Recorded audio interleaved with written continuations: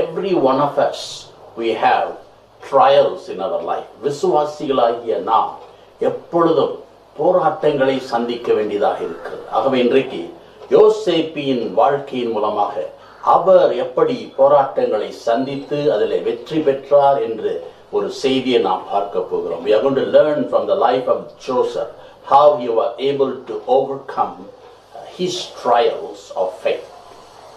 The trials of faith are meant to make us better, not bitter. The trials of faith are meant to make us better, not bitter.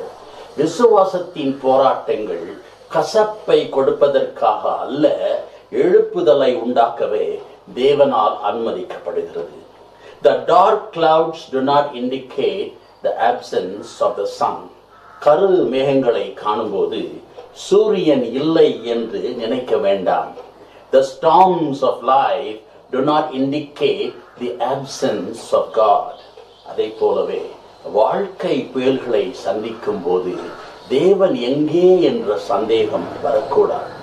When the trials of faith bring tears in your eyes, God will put a rainbow in your heart. விசுவாசத்தின் போராட்டங்கள் உங்கள் கண்களில் கண்ணீரை கொண்டு வரும்போது கர்த்தர் உங்கள் இதயத்தில் ஒரு வானவில்லை போடுகிறார். Trace the rainbow through the rain. மழையின் ஊடாக வானவில்லை பார்க்க முயற்சி செய்யுங்கள். சங்கீதம் 138:7 நான் துன்பத்தின் நடுவில் நடந்தாலும் நீர் என்னை உயிர்ப்பிப்பீர். என் சத்துருக்களின் கோபத்துக்கு விரோதமாக உமது கையை நீட்டுவீர். உமது வலது கரம் என்னை ரட்சிக்கும் என்று வாசிக்கிறோம். யாக்கோபு எழுதின புஸ்தகத்திலே 1ஆம் அதிகாரம் 3ஆம் வசனத்தில் இப்படியாக வாசிக்கிறோம். உங்கள் விசுவாசத்தின் பரீட்சையானது பொறுமையை உண்டாக்கும் என்று அறிந்து அதை மிகுந்த சந்தோஷமாக எண்ணுங்கள்.